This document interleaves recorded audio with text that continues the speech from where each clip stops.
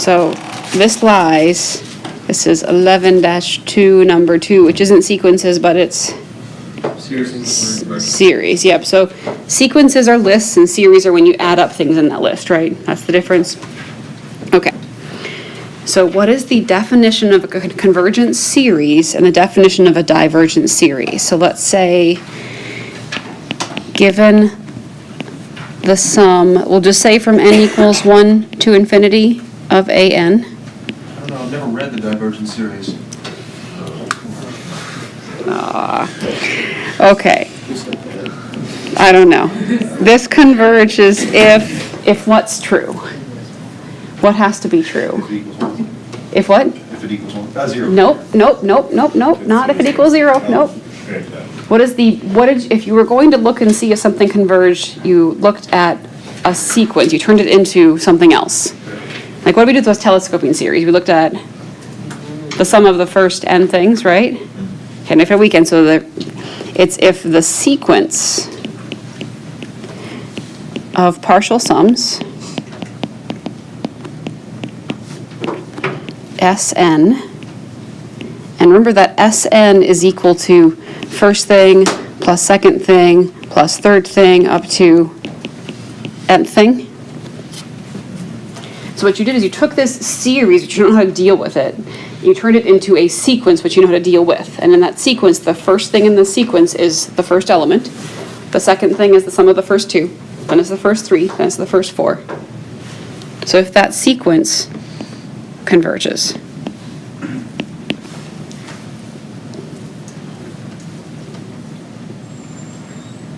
But you take this sum and you make it into a list, where the things in the list are how many things you've added together. 1 thing, 2 things, 3 things, 4 things, 5 things. That's what that list means. And it diverges when? Diverges if what happens? Limit as n goes to infinity of s sub n. No, it doesn't have to be 0, just does not exist. That's like the technical definition. Or you could say the limit as n goes to infinity of a sub n is not equal to 0. That will imply divergence as well. But it doesn't have to be that the limit is non-zero of a sub n's for there to be divergence.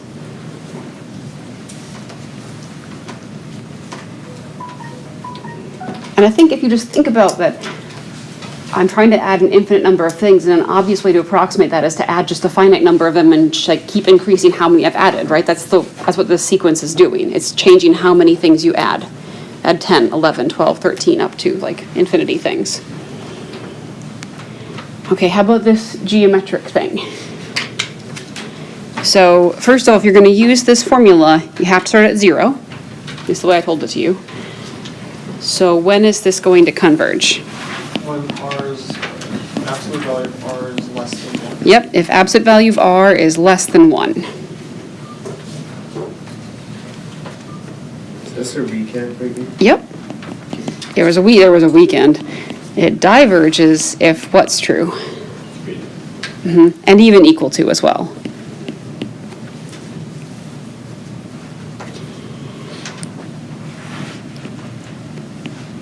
And if it converges, what does it converge to? Because in this case, you actually have a formula.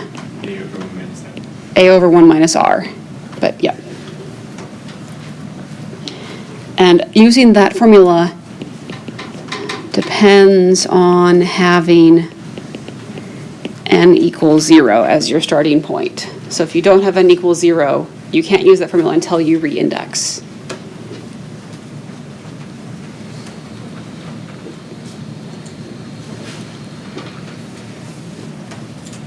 Okay. What is the test for divergence? So let me just add this. Given a series, sum n equals, say, 1 to infinity, but it could really be 0. This diverges if what's true?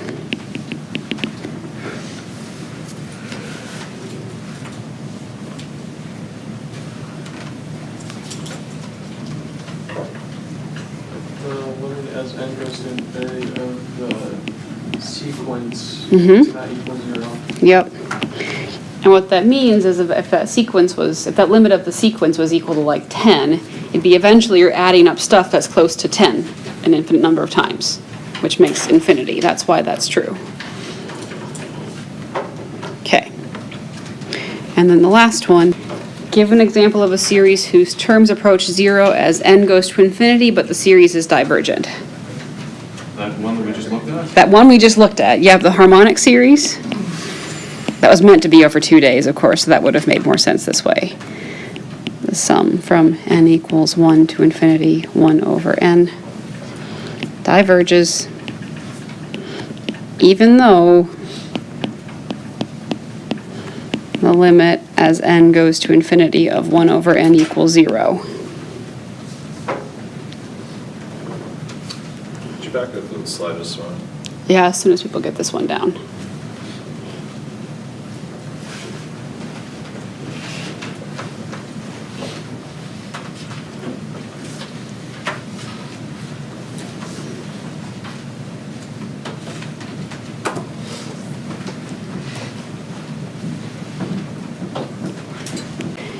So verify that the following infinite series diverge. I told you what was going to happen on these, and then explain your reasoning.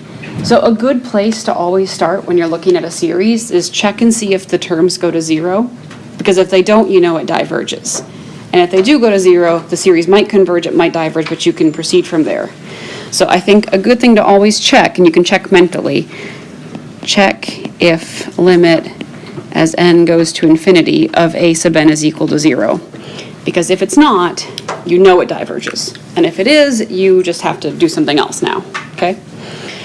So find the limit as n goes to infinity of ln of n squared plus 1 over 2n squared plus 1. But ln doesn't really change what happens here. No, it just means you have, that was this thing we learned in section 11.1 where you can move the limit inside of a continuous function.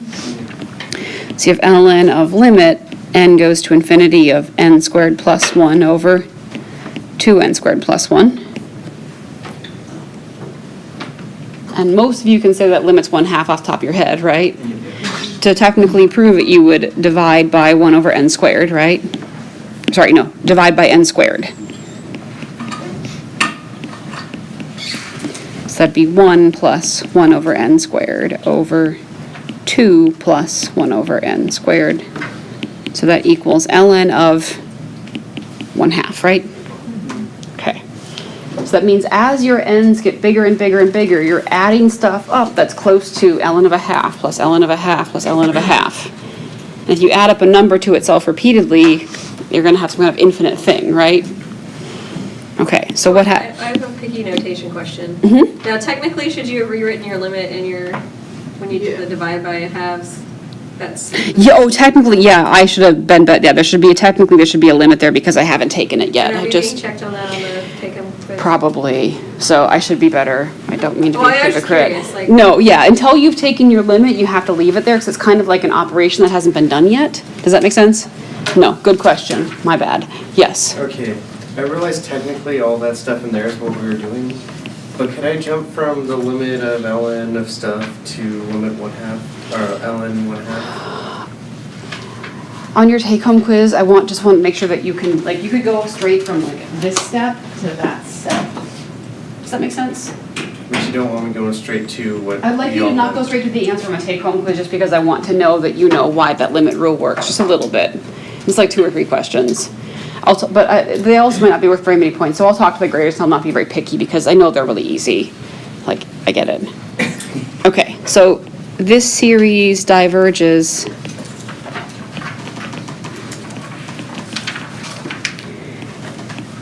by the test for divergence. Your book also calls that the nth term test.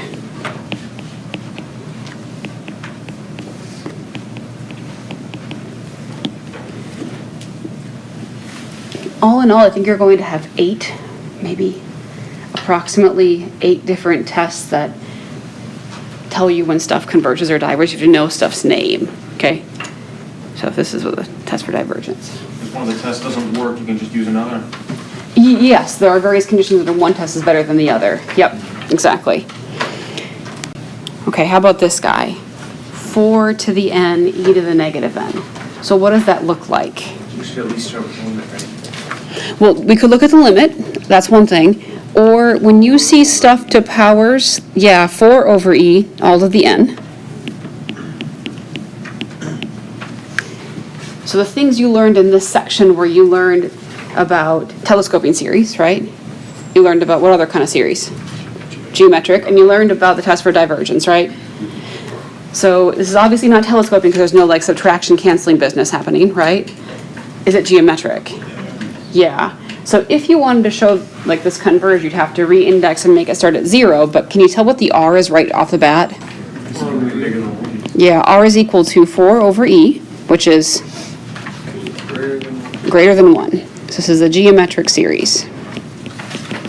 R is 4 over e, which is bigger than 1, and thus this series diverges. Like, that's why. So don't waste time on it. You don't have to re-index if you can tell me what R is, and that's going to diverge. Save yourself the work. Does that make sense? E is between 2 and 3? That's because E is between 2, and E is about 2.7, right? So it's about, since E is at least less than 3, 4/3 is certainly still bigger than 1. Unless E was some number that was larger than 4, it wouldn't matter. Exactly. Okay. Verify that this one converges. Oh, exponent rules. Okay. So first, Say that it tells me to verify that it converges, so therefore I know it converges? sure. So first of all, can I do this? Pull off a 3 and make this 3 over 4 to the n. Is that okay? All right. So now you can tell it's going to converge because, why? Because r is equal to 3/4, which is less than 1, right? Alrighty. So, but if we're asked to find the sum, we now have to do that whole re-indexing business. And I don't know what's better, but let's just define a different variable. So we want this to say what instead of 1? 0. So if I take k equal to n plus 1 or minus 1? Minus 1. That will make that into 0, right?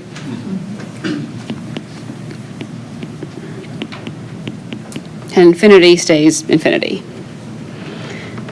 3, okay, and so we have 3/4 to the n. If k is equal to n minus 1, then n is equal to k plus 1.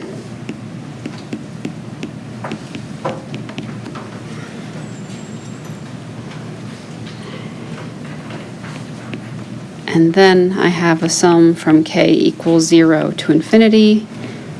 Pull off a 3/4 and I get 9/4 times 3/4 to the k. Yes? So I have a question. So in the book, when it talks about this, it talks about the A being just like the first term. So in which case you wouldn't have to re-index it because you just plug in the 1 and calculate. Their A being the first term depends on the series beginning at 0 or what the book's thing has. The book has a sum from n equals 1 to infinity. You have to think about it. A to the r minus r to the n minus 1. That's they use this formula in the book. You see if we re-index that, let me think, am I right about this? Because I have to think about it. So when you plug in 1, the first thing you get is r to the 0, right? Like in this one. Does that make sense? Yeah. And so that's the same thing as saying the sum from n equals 0 to infinity, a r to the n. Like those are, if you started this one plugged in 1 and like listed out the stuff, start this one at 0, list out the stuff, they're the exact same thing. So as long as your series is written like this with an exponent of n minus 1, or it begins at 0 and is written like this, then you can use that. Then a is the first thing. So it just works out nicely that when you plug in n equals 1, you get, if you plug in 1 for n, you get the same thing that you would have gotten 1. I think that's a coincidence, but I might be wrong because it might be the case that when you do plug in 1, because we're always, as long as we have the series beginning at 1 and not like 2, Right. Yeah, I think because of the geometricness and the structure that's there, it's always going to be r to the power of whatever you had to pull off times the other number in front. There is that pattern. Yes. Okay, I think I answered your question. Okay. All right, for us, you didn't understand that, just ignore it, it's okay. All right, so this adds up to, what was the formula again? A over 1 minus r. Okay, so A is 9/4, 1 minus 3/4. You can multiply top and bottom by 4, can't you? 9 over 4 minus 3. Okay, that works, but I was wondering why I wouldn't wait a step to do that. But that worked out so nicely. Yes. Could you brush up on where the 9/4 came from again? Sorry. Yeah, no, it's okay. At this stage, I had 3/4 to the k plus 1. So I wrote the 3/4 to the k plus 1 as 3/4 to the k times 3/4. Because when you multiply exponents add, so I just undid that, right? And then that 3/4 times the 3 that was there made 9/4.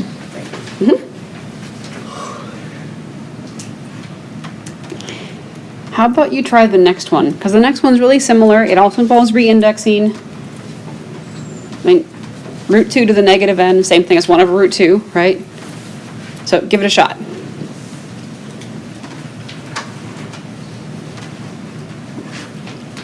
You can do it. No, I'm just still thinking, so for n equals 1, you Uh-huh. can do it where you, You're trying to make your pattern work. right, and it will always work for n equals 1. It'll always work for n equals 1, that you're a. Right, n equals 2. For n equals 2, it would just be like, if this had been n equals 2, it'd be 3/4 squared. So it would still work. Uh-huh. I think your pattern will work. You I could. think that's why I thought, I was like, when the text, I was like, that actually seems easier to think about. Yeah, but what the thing is that pattern is kind of hiding, is that what you're doing, is you're reindexing. Right. That the pattern works because reindexing works. That really is what's going on. Yeah, but you're right, there is definitely a pattern. You can use it to check your work, like check if your reindexing worked. Right. Yeah.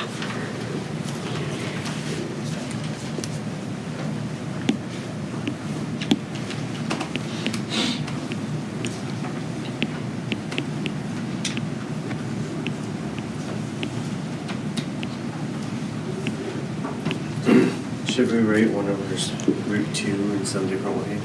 I think you should do it, no, that's fine, right? Because at that stage, what's your r? What's the more? R is equal to 1 over root 2, and you know root 2 is about 1.4-ish, right? So that's less than 1. So you know you're going to converge, right? Okay. No, but after you're like trying to solve it, should, Oh, no, just leave your answers with root 2's in them. That's what you're, when no, you, should you, Rationalize the denominator. don't have fractions over fractions, but don't rationalize the denominator. Why did our pre-calc teachers have us do that? Because they didn't know any better. I got some points taken off of a take-home quiz for not rationalizing my denominator. Oh, God. in this class. Oh, God. Oh, God. Oh, no. Okay. Sorry. Whoa. Hi.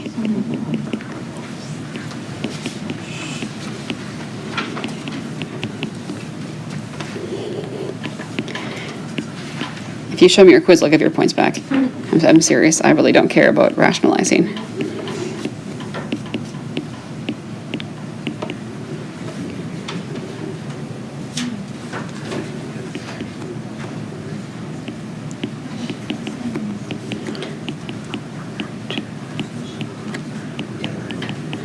Did you guys get, gosh, I just can't seem to write today. Apparently I need more than 6 hours of sleep. Did you get 1 over root 2 over 1 minus 1 over root 2? Which, when you, a good way to simplify that is to multiply by root 2 over root 2, right? Yeah? Which makes the numerator into, what? 1, and the sudden immediate problem that's going to happen. 1 over root 2 minus 1. And no, I don't care about you rationalizing. Oh my God, no, it's just fine. Leave it alone. Having written that parentheses changed. Yeah, you You do need have to those multiply. You need the parentheses. Yep, you need the parentheses. I thought you were going to accidentally cancel out your 1 and get 0. No, that would be bad. That's also wrong. Is everyone okay with that? So reindex those silly geometric series. you don't care at that point whether or not that makes sense at all. Well, it makes, I mean, what do you mean it doesn't make sense? I mean, Whether or not you can conceptualize that as a number. well, no, I don't care if you get a decimal for is what you're saying, no. But it's approximately 1 over 0.4, which is, about 4, right? No, not 4. 1 over 0.4 isn't 4, that's stupid, it's 10 quarters. But anyhow, about. This problem gave me some very kitten-killing thoughts. This one? Yes. Yeah, what were your kitten-killing thoughts? I was thinking there was some way to combine those two, but Yeah, no, but so a big hint that you have a telescoping series is that the terms are not that different than each other, and there's a subtraction sign between them. There's going to be some kind of collapsing that happens. So this is an example of a telescoping thing. And to do these, the only way to do it is to list out the partial sum S sub n, and then take n to infinity.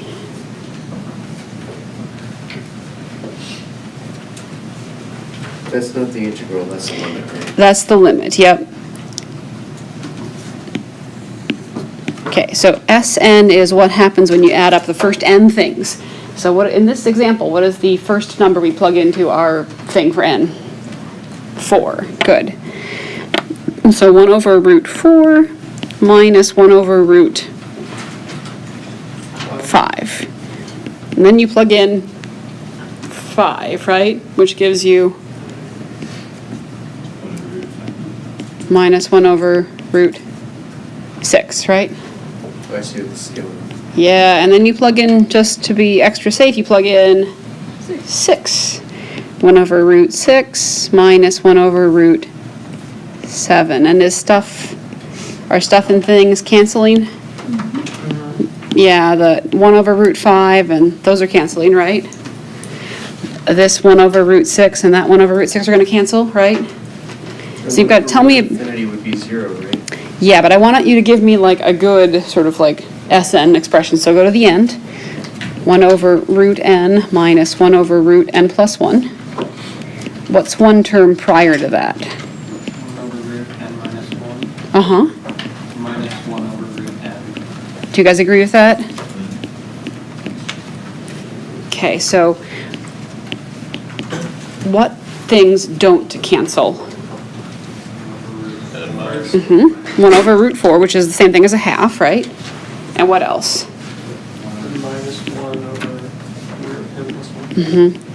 And just a hint, if you have one thing not canceling in the beginning, one thing will not cancel at the end. If it was 2 things at the beginning, 2 things at the end. Yes, but if you actually put in infinity for n, you just get 1/2, right? Yep, so the sum is the limit as n goes to infinity of Sn, which, yes, is equal to what? 1/2. 1/2. And that is what the series adds up to. It's just that this Sn formula lets you add up the first n things. Like first 10, 100, 1,000, million. And the way you find the actual sum is take the number of things you add to infinity. And if it was a finite number at all, the sum would not be 1/2. Say that again? If n only went to some finite number. Yeah, like suppose that 1 over root n plus 1 had gone to like 3, then the sum would be whatever 1/2 minus 3 is. But usually it's going to be the case that that last piece goes to 0. That's almost always, I think that's not always going to happen, but it almost always happens. There's definitely an example where it doesn't. Okay. Determine whether these series converge or diverge. If they converge, find the sum. If they diverge, explain why. Okay, so at this stage, you guys don't have all that many options. Like, you just don't know that much about this yet. So your only options are test for divergence, geometric, and telescoping, right? That's it. That's all you got. So I think a good place to start is the test for divergence. Like, see if that works. Just give it a try. Like a good old college try. Oh, with a yawn. Limit as n goes to infinity of e to the n over n squared.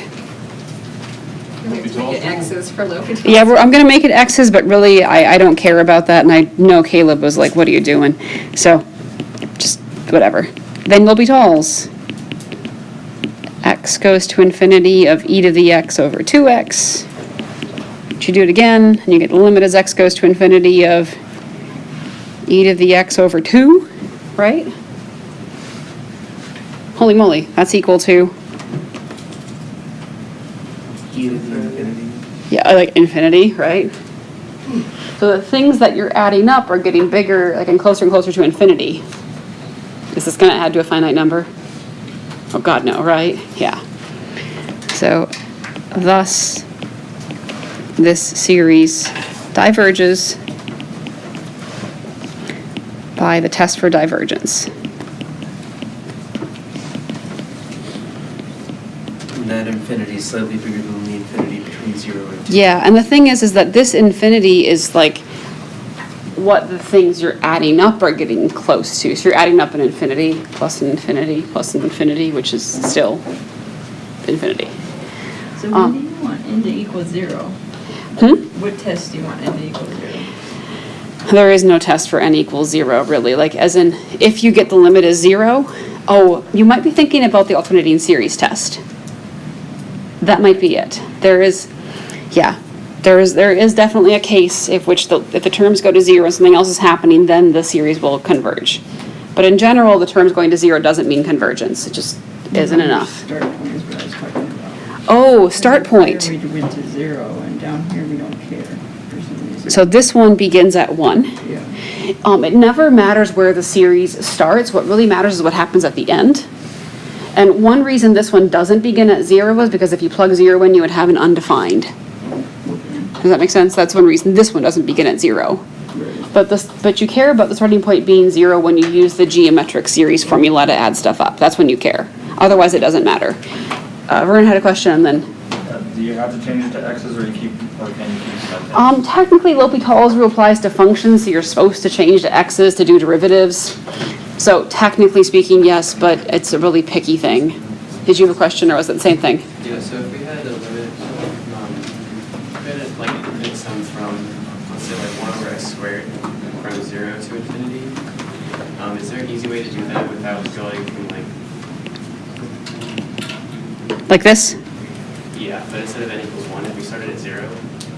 Because then you have an undefined first term. Right, so is there like a way to find that? Nope. Or is that immediately Nope. divergent? Nope, this thing actually adds up to, I think, pi squared over 6. But that's hard to prove, so.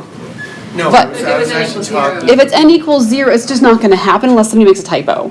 Okay, like you shouldn't ever have terms that are undefined. Does that make sense? Like, as in, only if I made a typo is that gonna occur. Otherwise it won't. But yeah, this 1 over n squared converges, but we can't prove that until Wednesday. Okay, how about this guy? What happens to the limit as n goes to infinity of inverse tangent? Goes to pi halves. Goes to pi halves. Awesome. Yay. And what's wrong with pi halves? It's not 0. It's not 0. So this series diverges by the test for divergence.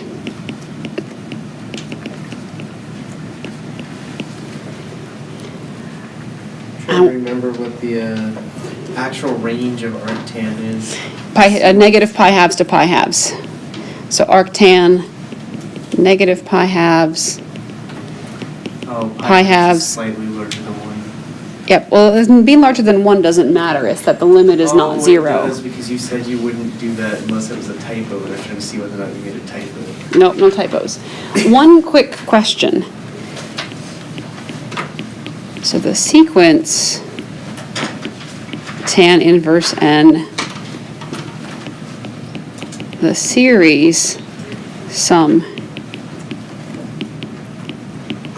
Okay, so if I'm looking at the sequence, which is just the list, what does the sequence do? Convergent. It converges 2 pi over 2, right? How about the series?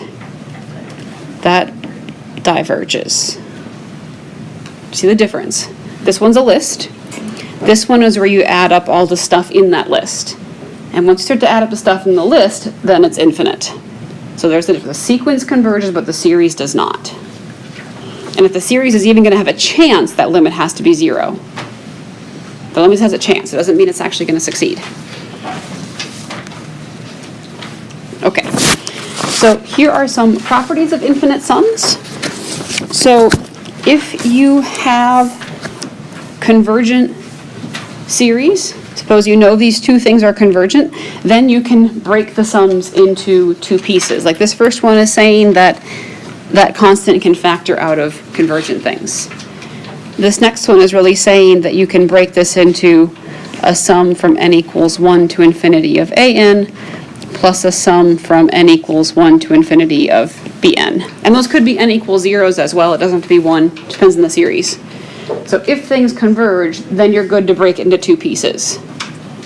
If they diverge, not so much. You just don't know.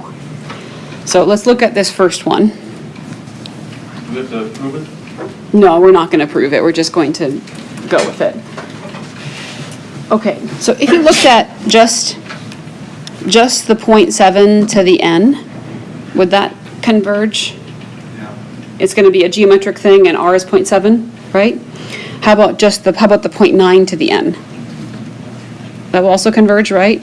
So that tells you that it's okay to break this into a sum from n equals 1 to infinity of 0.7 to the n, plus the sum from n equals 1 to infinity of 0.9 to the n. Because both of those series converge, you can do this. Okay. So these are both geometric, but what's their slight problem before we go add them up? They have n equals 1 because I'm mean, right? So what do you have to do? Reindex. I think I spelled that wrong. So let k equal n minus 1. So what does that make? If n is equal to 1, then k is equal to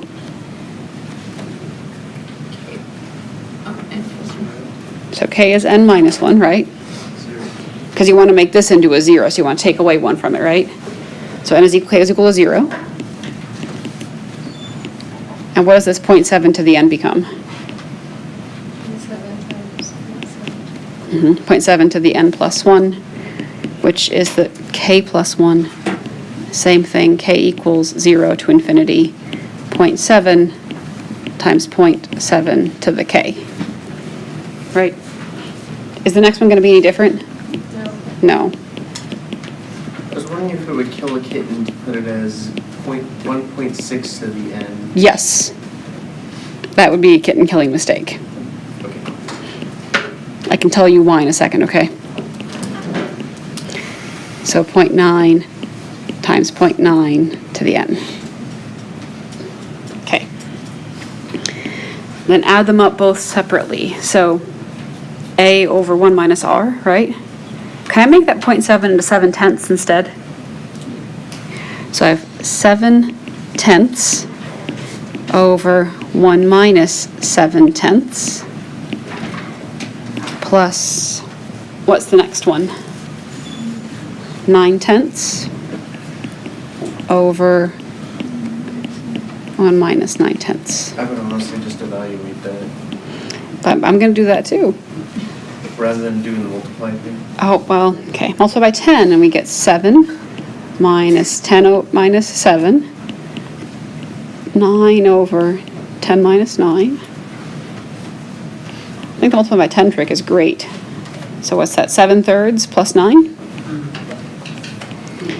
And 9 is the same thing as 27 over 3, thank you.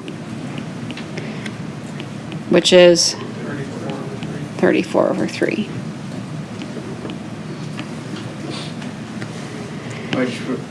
Even if it's not kitten killing, adding them together would then make r not less than 1. Yeah, what you're kind of assuming when you do that, you're saying that that equals that, which is like saying that power distributes. You see what I'm saying? In reverse. I mean, is it the powers? No, powers. Only powers that distribute are powers of 1 and powers of 0. Nothing else distributes. Like if you do 0.7 plus 0.9 squared, is it the first thing squared plus the second thing squared? No, it's not. And that's what you're kind of saying. You're saying stuff to the n is first thing to the n plus second thing to the n, which is like saying that power distributes over addition, which it never does except for n equals 1 and 0. Okay? Yes. The second term after you reindex, should that be still be an N or K? This should still be a k, right up there. This one you mean? Yeah. Yeah. And I think your book doesn't even do it that way. Like they don't change the variable. Yeah. It doesn't actually matter, does it? Like that could say k and that could say n, it doesn't matter. Instead And now of, equals itself minus 1. can you reindex a different way by instead of changing the from 1 to 0 by changing the variable to like n to n plus 1? Yes. Okay, so you Yep. don't have to actually. You don't have to go through the reindexing process if you can find some other way to know that this is the same as this. Like when I taught this in the past, I just told students to think that, okay, well with this first one, when you plug in one, the first thing you get is when you plug in 1, you get 0.7 to the first. And for that to be true, beginning at 0, you have to make the power k plus 1. Okay. You don't have to do the formal reindexing thing. It's just that process generalizes kind of nicely to like if you had n equals 2 or something funny. But it doesn't matter. If there's a way you like better, go for it. Okay. This one, Professor Fodry did a different way in her notes, and I want to show you a different way that I think is actually a little bit easier and better. So what part inside of this sum makes you think this thing could diverge? The part of it that's harmonic, right? That seems like probably going to force divergence, right? So this is technically a little bit later lesson, but I think this should make sense that this thing is bigger than or equal to the sum from n equals 1 to infinity of 2 over n, right? Do you buy that? Because this 3 over 5 to the n stuff, that's positive things, right? Do you buy that? Okay.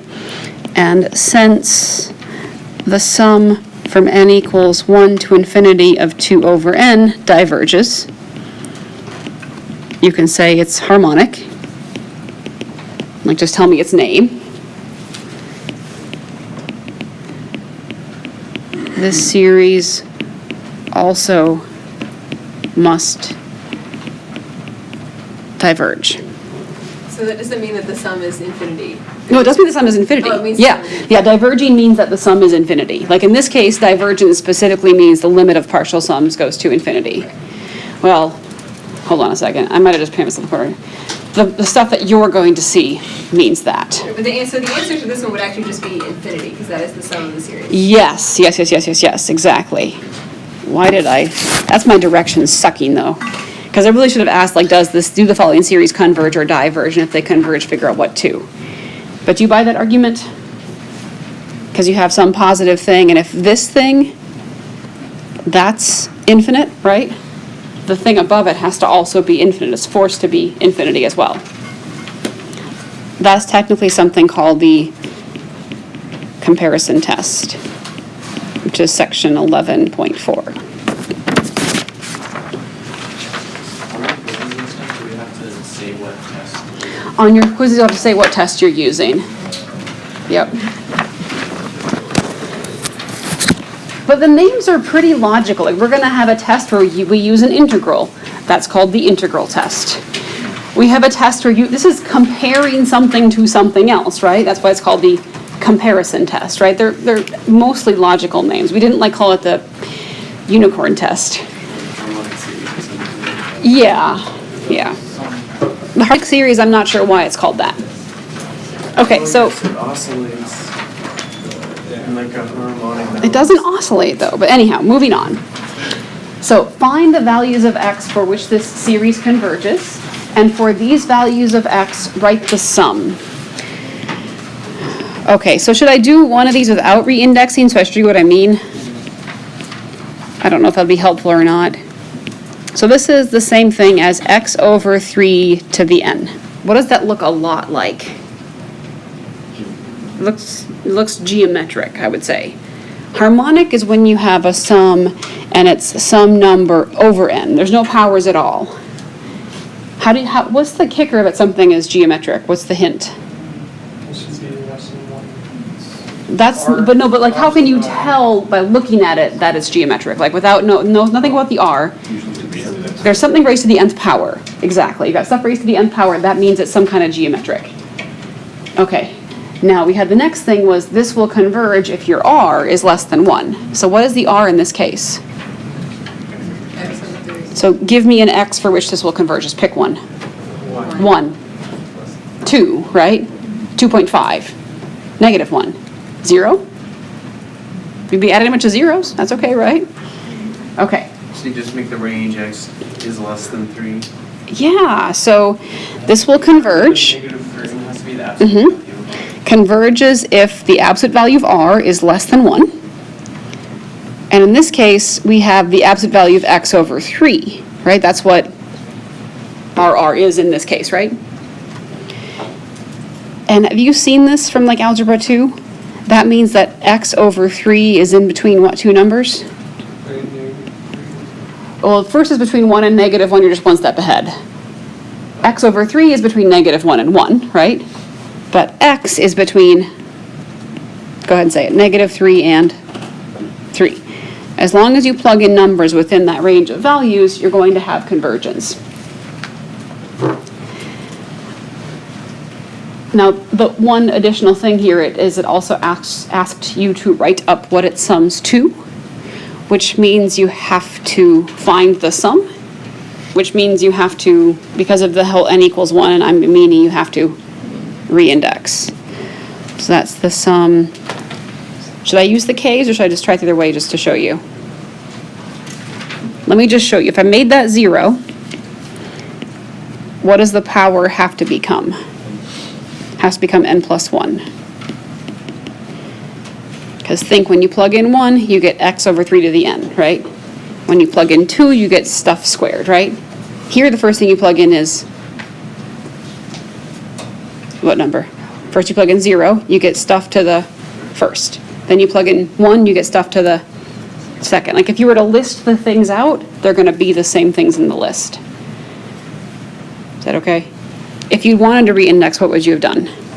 Let k equal n minus 1, and then do the same thing we did before. Okay, so that's the same thing as the sum from n equals 0 to infinity, x over 3 times x over 3 to the n. So what's your a and what's your r? And x over 3 is also r, right? So that's x over 3, 1 minus x over 3. And that automatically shortens your domain anyways. Which is x over 3 minus x. And it's only true for x's that are in between and not including negative 3 and 3. But like that would let you find the sum no matter what your x was. Does that make sense? Okay. The next one's a little bit nicer because I don't make you reindex. Yeah. I just want to use the first two terms with it so much. It works just fine. Go ahead and do it. It's okay. I have to read and figure out where it says that, but yeah. It's in the little box. It gives you a little box. There's a little box. Okay. So I have n equals 0 to infinity, 5 times x minus 2 over 7 to the n. Okay, so nice thing, n equals 0, right? So this is a geometric series. Do we need to reindex? No. What's the a? 5. What's the r? 6 minus 2 over 7. Okay, it will converge if the absolute value of x minus 2 over 7 is less than 1. And then you have to remember some algebra 2 a teacher tried to teach you ages ago. Or, what is x minus 2 over 7 stuck in between? Negative 5 and 9. Quit skipping the answer. Negative 1 and 9. There we go, negative 1 and 1. Did you buy that? Okay, so then the next thing, that you can multiply by 7. Negative 1 is less than x minus 2, negative 7, which is less than or equal to 7. or, sorry for the crappy 7. So now you can say, what is x between? Negative 5 and 9. -5 and 9. The point is that it's not always from some negative number to that number, but positive. Does that make sense? Whereas the previous one was, right? Okay. So this thing equals a over 1 minus r, like that's what it's going to add up to, if you have the x's in the right place, as in the right range. So that's 5 over 1 minus parentheses, don't forget them, x minus 2 over 7. Do you see what happened there? Just plugged in what a and r were, right? Okay, what would you do next to simplify? 7 over 7. 7 over 7, sure. That would give you 35 over 7 minus, do you still need parentheses around the x minus 2? Yes, that's where you're going to make a mistake if you make any mistake, is right there. Multiplying by 7 canceled the 7 in the denominator, but did not get rid of the parentheses. So what's your final answer? 35 over 9 minus x. I'm gonna say what difference does the parentheses make? I'm glad I saw the difference. Yeah, otherwise you get 35 over 5 minus x, which is wrong. Okay. So, I can actually finish. Okay, one applied question. You get a job and it pays $50,000 for the first year. Woo! And then you work for 30 years. Oh. And you get a 5% raise each year. Woo! What's your total pay over the 30 year? How much money have you made over the 30-year period, not including paying taxes? Okay, so year 1, we're not going to discuss taxes. Year 1 is how much pay? 50,000. Year 2 is how much? Don't give me an exact answer. Give me 50,000. How'd you get it? Times? Which would be 1.05, right? Because you get your salary plus 5%. Yes? Does that make sense? What's year 3 going to be? 50,000 times 1.05 plus 1.05? Times an additional 1.05. Oh, right. So it'll be 1.05 to the So it's geometric. to the second. It's geometric, yeah.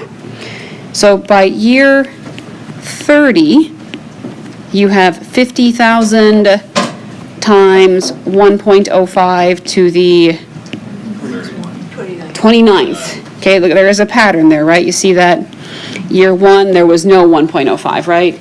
Year 2, 1.05 to the first. So year 1 would actually be 0. And then you add these up.